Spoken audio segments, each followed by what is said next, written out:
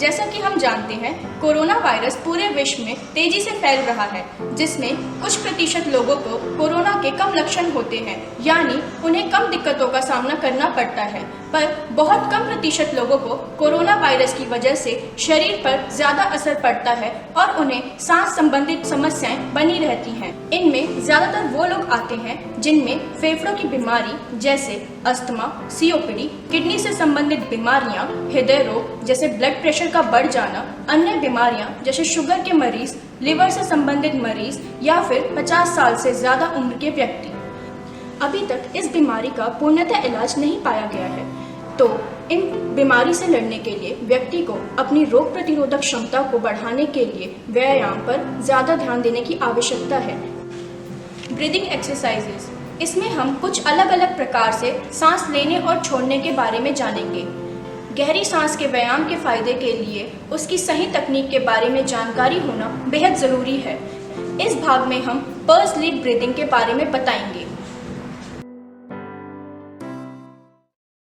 ऐसा करने से हमें अनेक लाभ प्राप्त होंगे, जैसे सांस लेने में कठिनाई को कम करना, शारीरिक व मानसिक तनाव को कम करना, फेफड़ों से वायु के निकास को बढ़ावा देना, सांस फूलने पर सांस दर को धीमी करने में सहायता प्रदान करना।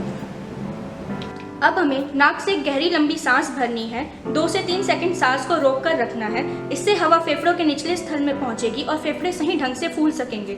और अब मुंह से एक छोटा गोला बनाते हुए 4 गिनती तक सांस को आराम आराम से फूंक मारते हुए छोड़ देना है। इसे हमें एक बार में 10 से 15 बार करना है और हर दूसरे घंटे में दोहराने का प्रयास करना है या दिन में 4 से 5 बार दोहराना है। इस भाग में हम डायफ्रामेटिक ब्रीदिंग के बारे में बताएंगे। इस व्यायाम को करने से हम सांस लेने की प्राथमिक मांसपेशी जो डायफ्राम है उसकी कार्य क्षमता को बढ़ाते हैं।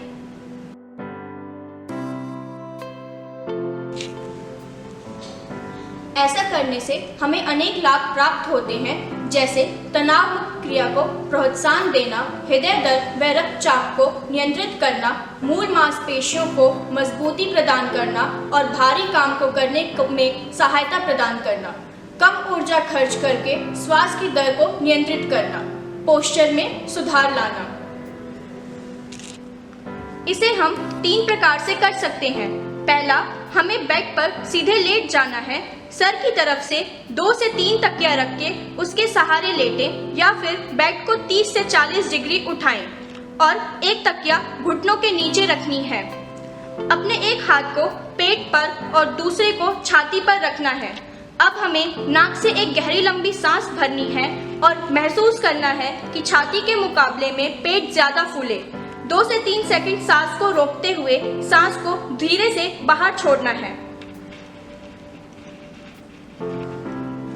दूसरा, हमें पेट के बल लेटकर दोनों हाथों को सर के नीचे रखना है।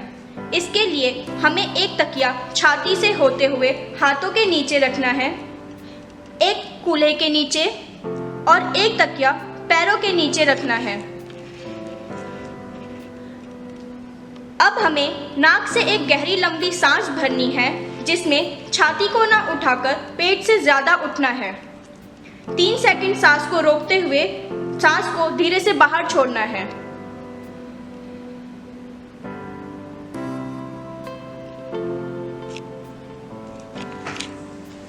तीसरा, इस प्रक्रिया को हम बैठकर भी कर सकते हैं।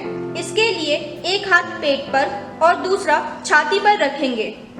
पेट को फुलाते हुए हमें एक गहरी लंबी सांस भरनी है। 3 सेकंड रोकते हुए सांस को धीरे धीरे बाहर छोड़ना है। इसे हम एक बार में 10 से 15 बार करना है और हर दूसरे घंटे में या फिर दिन में 4-5 बार दोहराना है।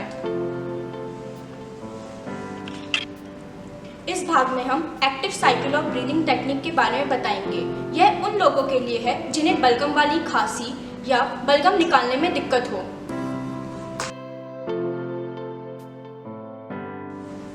ऐसा करने से हमें अनेक लाभ प्राप्त होते हैं, जैसे सांस की नली और मांसपेशियों की ऐंठन को दूर करना, जमे हुए बलगम को फेफड़ों से साफ करने में सहायता करना, फेफड़ों में वायु संचार का सुधार, खांसी के प्रभावशीलता को बढ़ाना। इसे करने के लिए हमें आराम से बैठ जाना है और कंट्रोल ब्रीदिंग यानी सांस को आराम से लेना है। फिर डीप ब्रीदिंग करनी है, जिसके लिए नाक से एक गहरी लंबी सांस भरनी है। 3 सेकंड रुकते हुए मुंह का एक छोटा गोला बनाना है और सांस को 4 गिनती तक आराम से फूंक मारते हुए छोड़ना है। इसके बाद हम कंट्रोल ब्रीदिंग करेंगे और फिर डीप ब्रीदिंग करेंगे।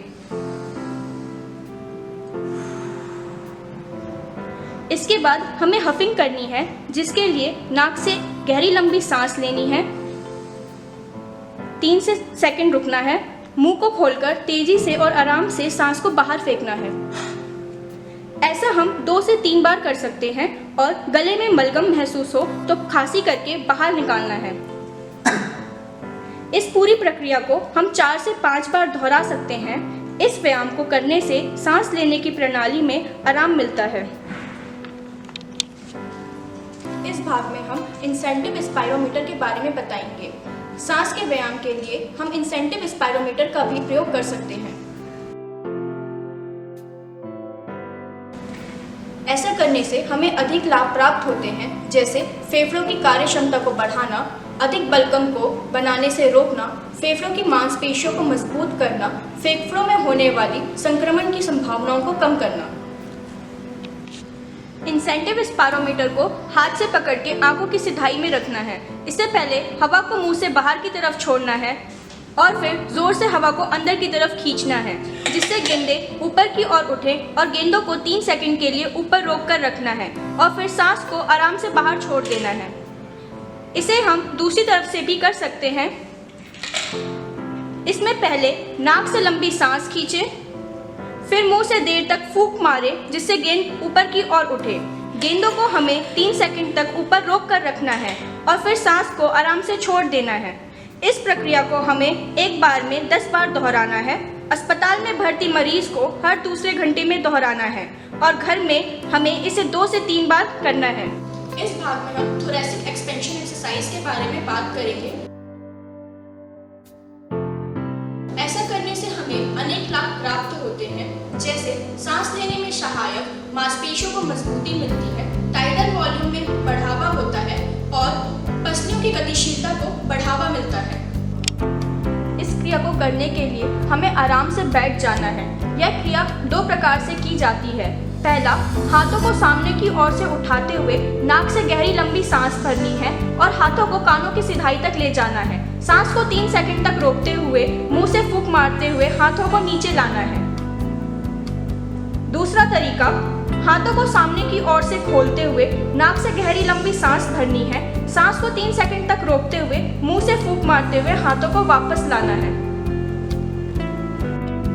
यह क्रिया हमें एक बार में 10 से 15 बार करनी है और हर दूसरे घंटे में दोहरानी है। हम आशा करते हैं इस बीमारी से लड़ने के लिए ये सभी कसरतें आपके लिए लाभदायक हों और आपसे विनती करते हैं कि सरकार द्वारा जारी किए हुए सारे निर्देशों का पालन करें। धन्यवाद।